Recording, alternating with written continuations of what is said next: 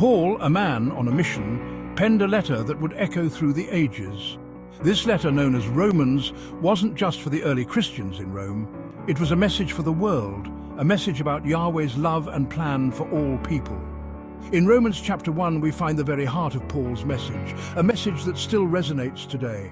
It's a message of hope, of transformation, and of a Yahweh who reaches out to us even in our darkest moments. Paul's words in Romans are powerful and direct. He doesn't mince words. He gets straight to the point. His message is urgent, for he knows that the stakes are high. He is writing to a community of believers in a city steeped in paganism and immorality. Yet he also knows the power of the gospel, the good news of Yeshua the Messiah, to transform lives and bring hope to the hopeless. Paul introduces himself in a way that leaves no doubt about his identity or his purpose. He is a servant, a slave even, to Yeshua the Messiah. This isn't a title he shies away from, it's a badge of honor. He is completely dedicated to spreading the message of Yeshua. He sees himself as an apostle, someone specifically chosen and sent to proclaim this good news. His mission is clear: to bring people to faith and obedience to Yeshua. He doesn't water down the message or try to make it more palatable. He presents it with boldness and conviction, knowing that it is the power of Yahweh for salvation. This is the core of Paul's message, and it's a message that has lost none of its urgency or relevance. Paul doesn't present the gospel as a new idea.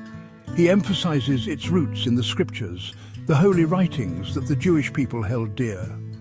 He reminds his readers that Yahweh had promised this good news long ago through the prophets. This wasn't some recent invention. It was the fulfillment of Yahweh's plan, a plan that unfolded over generations. This promise, Paul explains, finds its ultimate fulfillment in Yeshua the Messiah. Yeshua, descended from King David, is the fulfillment of Yahweh's covenant with his people. This lineage is crucial as it connects Yeshua to the history and hopes of Israel. Paul is building a bridge between the Old Testament and the New, showing that Jesus is the culmination of Yahweh's plan for humanity. Paul doesn't shy away from declaring Yeshua as the Son of Yahweh. This is a bold statement, one that sets Yeshua apart from any other religious figure. But Paul goes further, highlighting the two aspects of Yeshua's nature, his humanity and his divinity. He is both fully Yahweh and fully man. Paul points to the resurrection as the definitive proof of Yeshua's divine power. The resurrection isn't just an afterthought, it's the cornerstone of the Christian faith. It's the event that changes everything, demonstrating that Yeshua has conquered death itself. Through the resurrection, Yeshua offers new life not just in the future, but here and now. Paul reminds the Roman Christians that he, like them, has received grace and apostleship. This wasn't something he earned or deserved, it was a gift, freely given. And with this gift came a responsibility, a calling to spread the message of Yeshua far and wide. He's not content to keep this good news to himself. He's compelled to share it with everyone, regardless of their background or social standing. This is a universal message of hope, and Paul is determined to take it to the ends of the earth. This sense of urgency and mission is palpable in his words. The Roman Christians, a shining example. Paul expresses his admiration for the Roman Christians. Their faith, he says, is spoken of throughout the world. They are a beacon of light in a dark world, a testament to the transformative power of the gospel. Their example is an encouragement to Paul, and he wants them to know that their faithfulness is making a difference. Their faith is not passive, it's active and alive.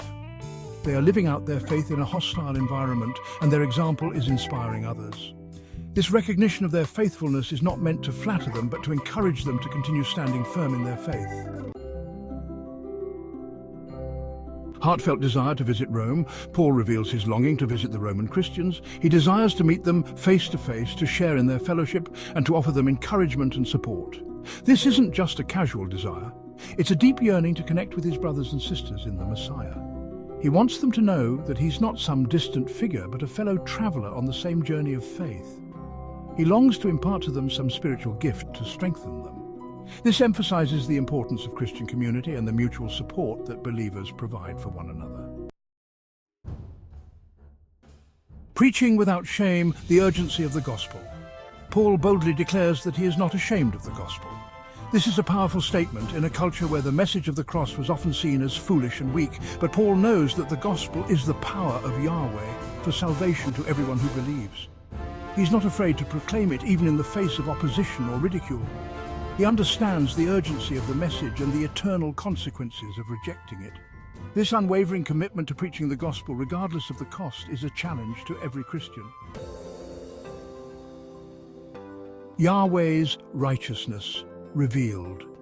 Paul introduces a pivotal theme, the righteousness of Yahweh. This righteousness, he explains, is revealed in the gospel. It's not something we earn or achieve. It's a gift that Yahweh freely gives to all who believe in Yahshua the Messiah. This righteousness is not just about being declared not guilty, but about being made right with Yahweh. He then goes on to describe the consequences of rejecting Yahweh's offer of righteousness.